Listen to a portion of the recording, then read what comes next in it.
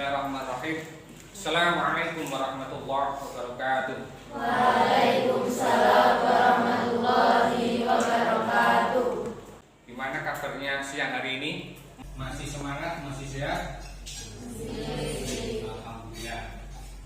Sebelum pelajaran kita mulai, alangkah lebih baiknya kita berdoa mudah-mudahan pada materi kali ini, pada pelajaran P5 PPRA Statistik Rahmatil Alamin, kita nanti bisa mendapatkan pengetahuan baru yang selama ini belum kita terima, dan mudah-mudahan materi yang kita pelajari nanti bisa bermanfaat bagi kita semuanya. Berdoa dengan membaca suratul Fatihah. Kita mulai. Al-Fatihah. Amin ya rabbal alamin. Sebelum itu kita absensi dulu. Untuk hari ini yang tidak masuk ada berapa anak? Oke, karena semua sudah masuk, ini Mas, Mbak, untuk P5 PPRA itu memang materi baru di lembaga kita. Kita baru menerapkan di tahun ini. Nah, untuk ketemuan kita hari ini, saya ambil materi yaitu hidup berkelanjutan.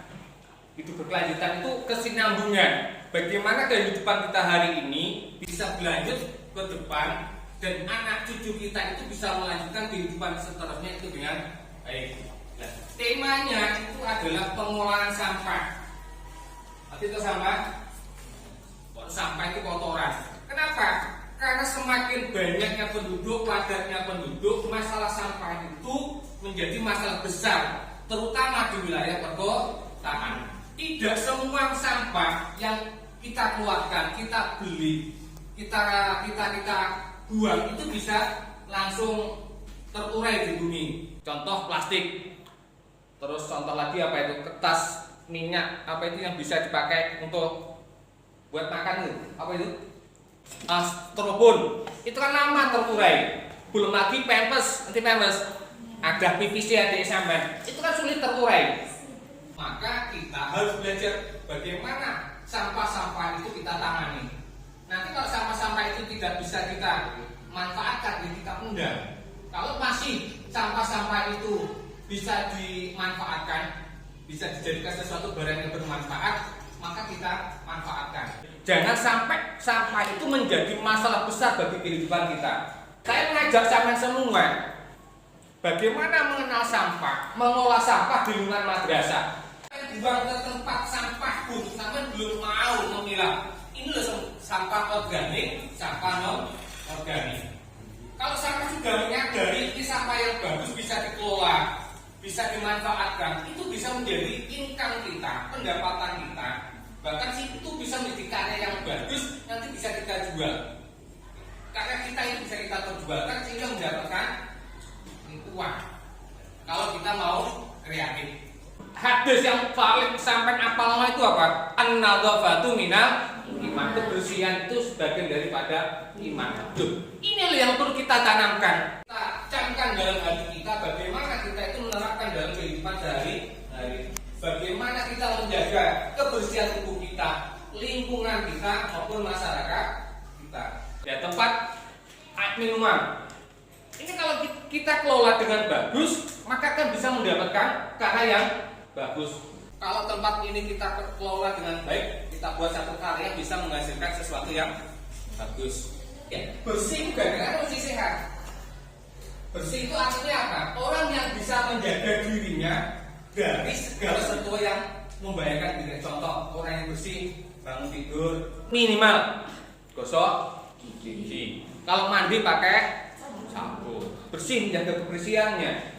Kenapa? Karena bersih itu nikmat yang diberikan Tuhan yang begitu luar biasa banyaknya. Yang kedua, sehat. Sehat itu apa? Lin. Sehat itu apa? Tidak sakit. Baik sakit jiwa maupun sakit mental. Orang sakit tidak sakit jiwa kok, mental juga bisa sakit. Contoh penyakit mental itu apa? ODGJ. Orang dalam gangguan jiwa. Kalau sehat jasmani berarti awalnya gak sakit, fisiknya gak sakit, mangan seneng, minum lasus. Ini kan makan gitu.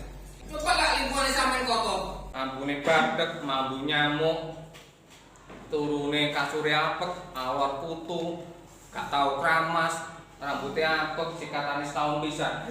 Kita sadari atau enggak kita sadari pasti akan timbul penyakit. Contoh, lek sampe gak tau sikatan gigi, gitu loh. Untune kan mesti loro gigi. Nggih. Untune sampe mesti kro karena mau sergep sampai gosok gigi. Bersih, sehat, dan yang penting itu apa? Beretika. Etika itu apa? Perilaku, sikap. Bagaimana kita itu bersikap? Maksudnya sikap beretika itu bagaimana kita itu bersikap, berperilaku, menjaga kebersihan kita, lingkungan kita, maksudnya madrasah, bisa lingkungan masyarakat kita. Kalau sudah itu kita tanamkan dalam hati kita bisa menjaga kesehatan, bisa menjaga kebersihan, terus apa kesehatan. Maka lingkungan kita itu kan akan nyaman, enak tinggal. Sampai sini ada yang ditanyakan.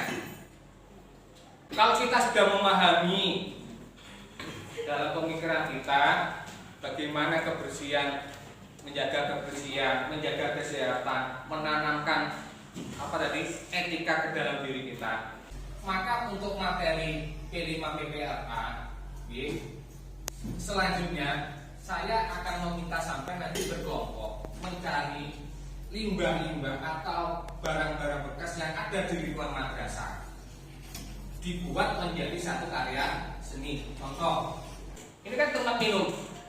Kalau ini kita kelola dengan baik, bisa menjadi karya yang bagus. Contohnya bisa dijadikan tempat pensil. Sampah organik itu apa loh? Sampah organik itu sampah yang dapat diuraikan. Contohnya daun-daunan, gitu. Kalau anorganik, plastik, kayak ini, plastik, terus apa itu, bekas jajan di sampean, itu kan sulit diuraikan di bumi. Maka untuk mengurangi penguraian yang sulit diuraikan oleh bumi, kita buat satu karya. Kita lihat keluar, saya perlihatkan nanti apa itu sampah organik dan sampah anorganik.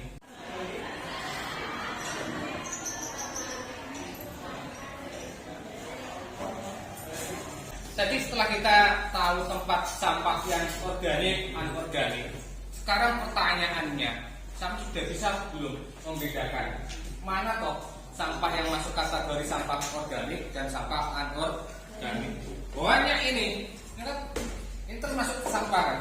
Botol-botol kayak ini kan termasuk sampah. Ini termasuk sampah apa mas? Mbak? Sampah? Sampah yang kayak gini karena kreatif kita bisa nggak ini buat menjadi satu karya? Bisa. Nanti kita buat karya, yes. Mungkin menjadi tempat lampu atau tempat pensil dan lainnya. Apa ini?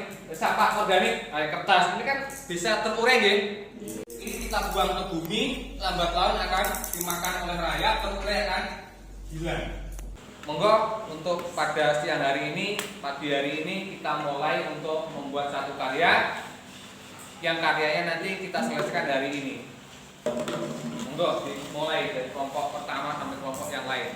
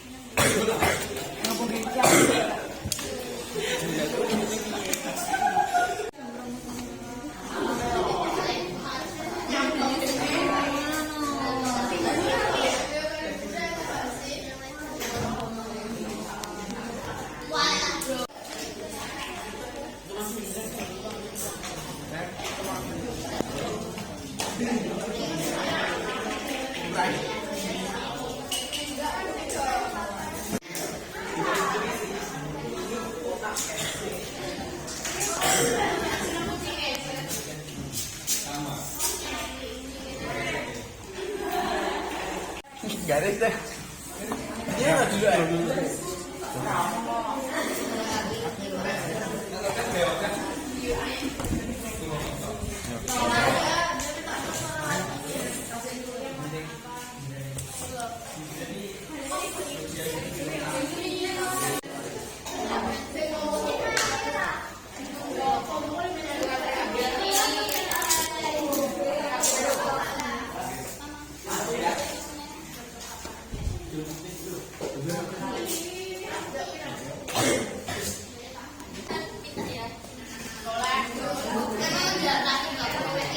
Itu film itu.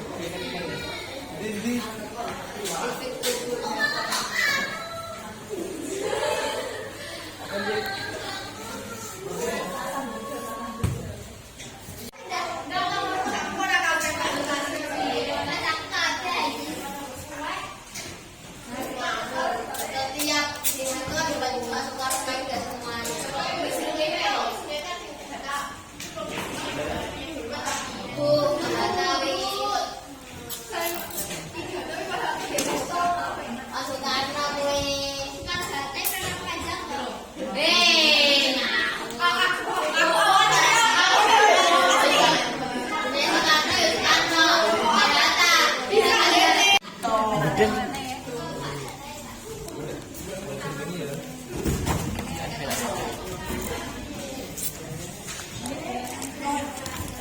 Dan selesai.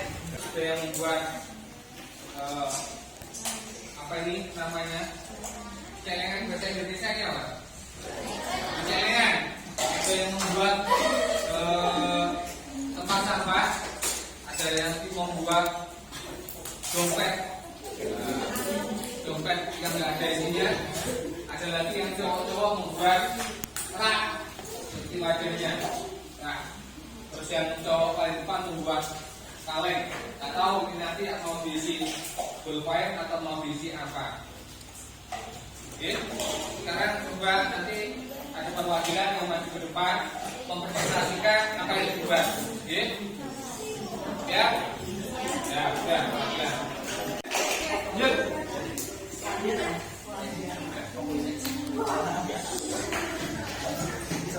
Yuk ya, oke. Dari bahan bekas yang kita kelola tadi, kita peroleh, kita manfaatkan, ide kreatif sampai muncul. Ini yang diharapkan. Jadi sampai itu belajar tidak hanya di bidang pengetahuan saja, tapi punya skill, punya kemampuan untuk membuat satu karya. Ada botol aqua yang buat jadi boneka yang kelihatan matanya yang hitam, ada yang dibuat tempat sampah. Ini apa? Ini apa? Dompet, walaupun isinya bukan uang, karena orangnya tidak beruang. Ini juga celengan, walaupun isinya bukan uang, uangnya 1.000. Ini juga dompet, walaupun isinya cuma 3.000. Ini rak untuk membantu karena biasanya anak MTN itu untuk males bukunya berat-berat. Sama Mas Said dibuatkan satu solusi alternatif. Tangan Mas Said bisa membuat tempat buku ya. Ini yang sulit. Tempat sampah. Karena apa? Kita banyak membuat sampah juga bisa memilah mana sampah yang bisa dikelola dan tidak dikelola. Kasih plus untuk kelompok kita ini. Kita bisa kembali ke tempatnya masing-masing. Nah, kalau kita sudah mempunyai pemikiran beretika, punya sikap hidup sehat, hidup bersih, maka selanjutnya ketika kita ada persoalan di sekitar kita, menemukan sampah di lingkungan kita, kita bisa membuat satu pemetaan. Ini loh sampah organik, ini loh sampah anorganik, sehingga kita tidak akan canggung. Kalau sampah organik, kita bisa kita pendam karena itu terurai di bumi. Kalau sampah anorganik, kita pilah, kita pisah, mana yang bisa kita buat satu kerajinan. Kalau masih itu tidak bisa buat kerajinan, kita jual. Kan sekarang banyak orang menjual barang bekas toh. Nah, itu bisa menjadi income kita, pendapatan kita terhadap sampah.